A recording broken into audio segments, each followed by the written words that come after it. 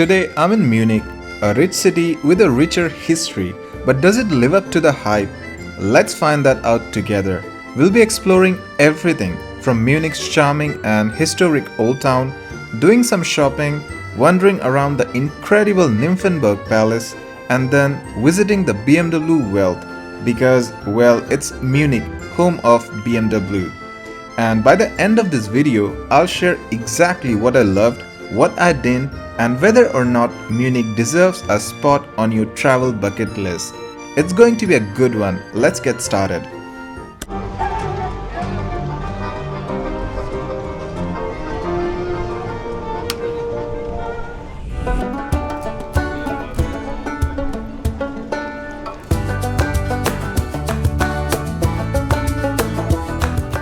I cannot for the love of God pronounce the name of this place, richest, Marienplatz, something like that.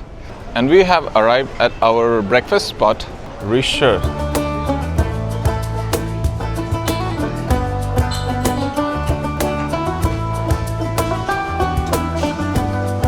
So the back part of the cafe leads up to this alley. It's a typical European back street. Let's wait for someone to come and take our order. I'm just gonna take a coffee and something along with it. Oh, they have like a decent breakfast. I can't understand a word. München Webröster, Trollerbrot, Obstsalat. This is my breakfast. Coffee.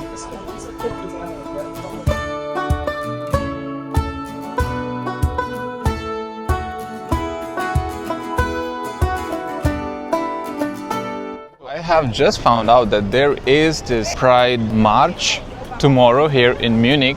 So that is why we are seeing so many Pride flags. We are in Munich's Old Town, one of the most beautiful historic centers in Germany.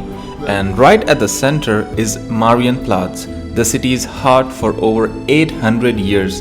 And standing tall above it is the new town hall, which was built between 1867 and 1909 in Gothic Revival architecture, which is grand and seriously jaw-dropping.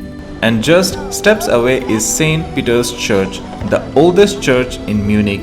It was nearly destroyed during World War II, and after decades of restoration, it finally reopened in 2000. Then there is the vibrant Viktualienmarkt, where locals shop for everything from flowers to fresh pretzels. Also the traditional Bavarian shops and cobbled streets buzzing with locals and tourists. It's charming without trying too hard. But for me, it's that new town hall. Man, the scale, the details, it's unforgettable. We are just wandering around this neighborhood. It's a good place if you want to do some shopping, and I didn't carry like good clothes, to be honest, for this trip as the luggage was pretty small, and we will be out on this trip for about 10 days. I see H&M right now. I'm just gonna enter there. Seeing some sale signages. So let's check that out. Let's see what we can find here. Bisou 50%. Let's see. This is the women's section here. It's difficult to navigate this place because everything is written in German and I don't know about German. I tried to learn the basic phrases of German, like how to say good morning, guten Morgen, guten Abend, good evening, guten Tag for good day, bitte for thank you, because it's important. Like when you are visiting a country, you should know the basic phrases. It shows that at least you're trying. So when you go to a cafe, when you order something, when you talk to someone, you can use these phrases and it leaves a good impression. The H&M is quite cheap here in Germany as compared to Dubai. It is like you can find jeans or something for 200 dirhams, 250 dirhams, like that. Here you can find the same for 160, 150 dirham, like that. So it is, comparatively, it is cheaper here in Germany. Which makes sense because it's a Swedish brand, as it's a part of European Union.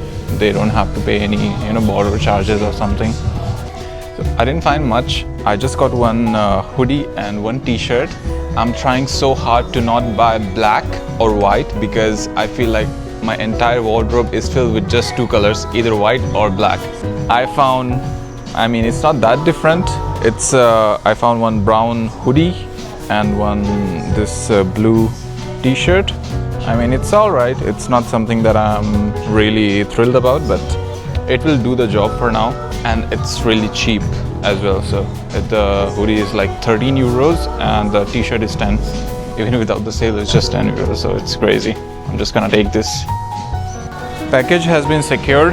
Now we are moving to, let's see, there is Zara as well, if they got some sale. The Zara is way more crowded, I can already see.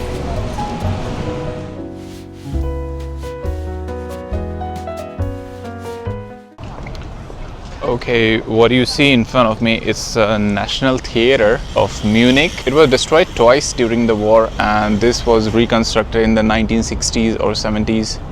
And here, a Munich residence, and this was like the home of the dukes and all. Bavarian royalties used to live here. So this is a pretty historic neighborhood of Munich. It's like the soul of Munich. Yeah, so there's a lot going on here in this square. The weather today is pretty sick. There's a thick layer of cloud. There's a lot of construction going on. I'm noticing in this spot. You can see there as well. The other side, in front of the National Theatre, there was construction. The tram line was blocked. So there's a lot going on here. One thing that I find really funny here is I'm seeing Mercedes, Volkswagen, like Toyota here. Everywhere, even taxi, everything is Mercedes here. This is the most common car that I'm seeing here since we entered Germany. That is crazy. Look at all these taxis. They have turned it into a Toyota. This place is known as Viktualienmarkt. I am butchering the pronunciation again, but I'm gonna put it on the screen for you to understand what this place is. So this is a part of the old town here in Munich, and there are a lot of shops like that. And here is a musical performance going on. That's cool.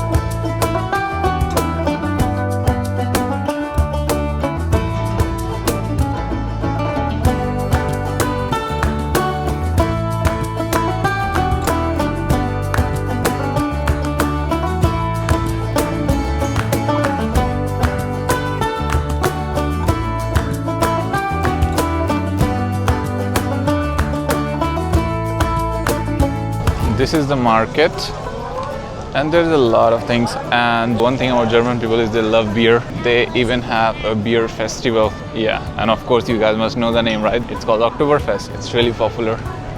I love these small streets that we have here in the old town, and of course tons of restaurants.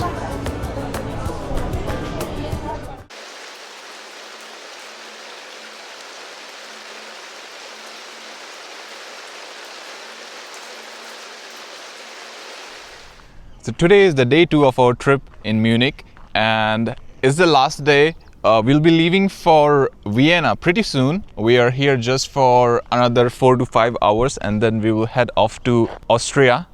So today I came to Nymphenburg Palace, and it's the palace where the Bavarian royalties used to spend their summer holidays. I mean, they don't have holidays, of course, royalties don't have that. They used to really like this part of Germany, and they used to spend their summer over here. So for that, they built this massive palace. It was built in the 1600s, and it got expanded a bit more than originally it was planned.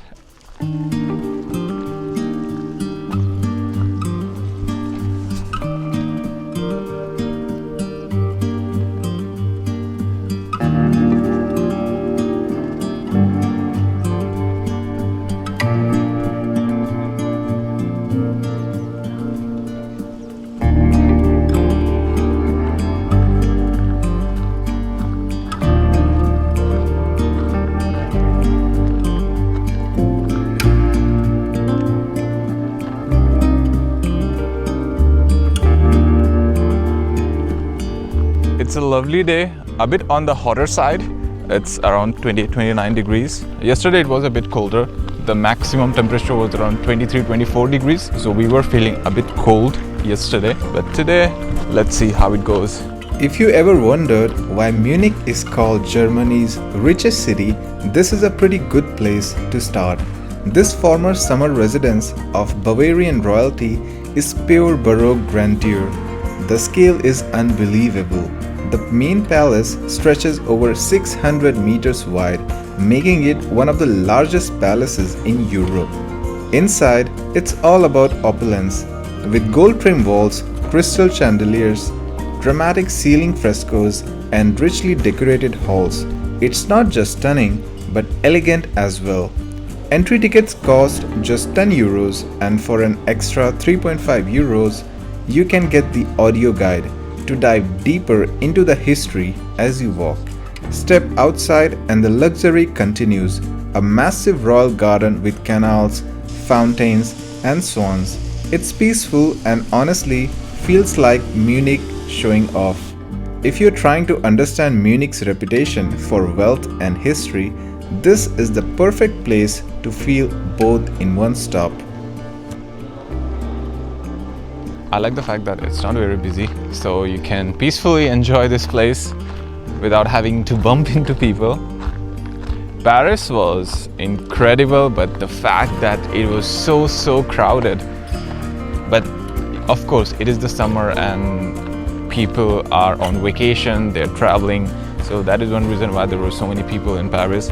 So there's a staircase and you can come on the first floor using this, and you will have a much better view of the backyards of the castle.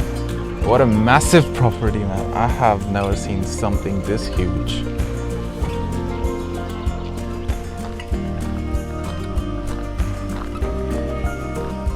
There is a fountain here, and around that there are fishes, and these are big fishes. If you weigh them, I think they will be at least 5-6 kgs. ISO, Indies. Yeah, live free, speak your peace. Stay humble in these streets, yeah. In these streets. Let's go. Playground parks with the trees and the cars. Brownstone buildings with the kids on the porch. Murals on the walls for the ones that we lost. Bodegas on the corner, let me see what's in store. Subway stations with the maps in the cars. Summer cookouts, uncle got the sandals on. Statue of Liberty, we holding up the torch. If they ask where I'm from, tell them this is New York. We from the home of the biggie people. So welcome to BMW Welt or BMW World. So this is the place where there is the BMW headquarters located in Munich. Apart from that, there is the BMW Museum, and there is this, the iconic BMW building. It is located right here, and there are some really nice restaurants with the theme of BMW, of course. We'll go there later on. I think we have to cross the bridge to go on that side. If you ever wondered what modern German luxury looks like, BMW Welt is the answer. This futuristic showroom is completely free to enter, and it's more than just cars. You'll see everything from high-end BMWs to Rolls-Royces and Minis, all displayed like works of art. You can sit inside some of them, explore interactive exhibits, and even witness real customers picking up their brand new vehicles. And if you want to dive deeper into the brand's legacy, the BMW Museum is just across the street with a 10 euro entry ticket and 3 euro for an audio guide. In a city where history and wealth go hand in hand, BMW Welt is Munich's sleek, modern crown and should be a must visit. So we came to this Bikers Lodge Cafe here in BMW Welt and just took a coffee. I was starting to feel a bit sleepy. Right now it is almost 4. Got some lemon dal, let's see how it is.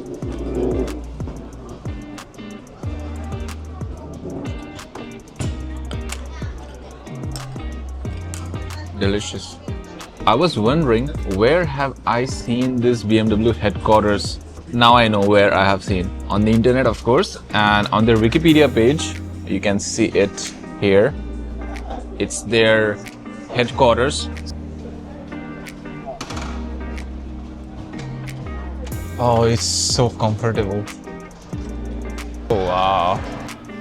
This is for chugging countries for really long distances. These are really good bikes.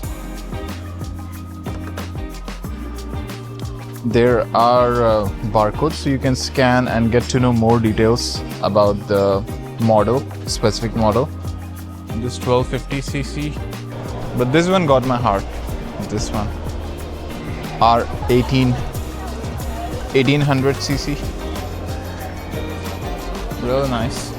If I'm not wrong, I think this is the car they use in the Most Wanted game, BMW M3.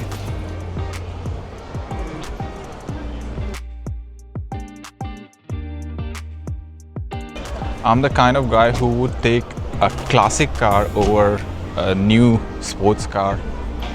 I love the classics, man. The driving position is really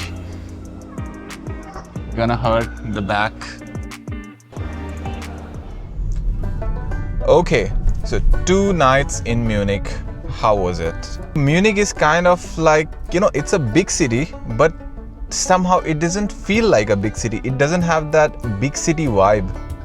Even though when you're on the road, you realize that there is literally everything in Munich.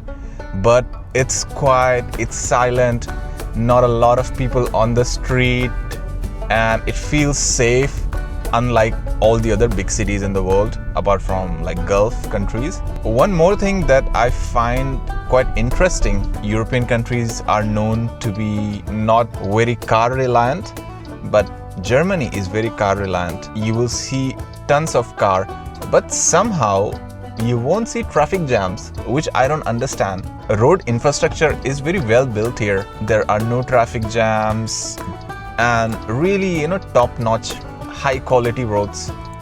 So it feels really nice to drive. So if you are traveling to Munich, you can have a car and you can still have a good time. So Munich feels more like a North American city, like a city that you may find in US or Canada, rather than a European city.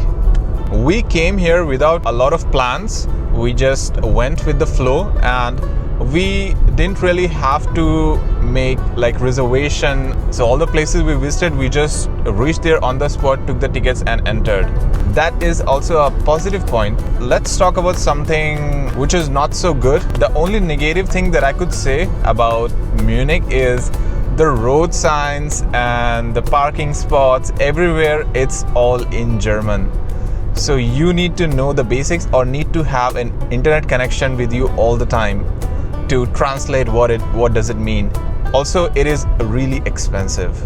The restaurants, the parking, everywhere the parking is paid here. Even if you go to a mall, even if you go to the BMW World, they have underground parking, but even that is chargeable. So parking is quite expensive here in Munich. The hotel that we were staying in, we had to pay 15 euros per car each night. I think this is the only 2 things that I could say that I didn't like about Munich. Rest all, it's a beautiful place and should be a must visit. You can see most of the city in just 2 days or 3 days. Even in 2 days, I think you can do it. And yeah, that summarizes this video. I hope you liked it, and I will see you in Vienna, Austria.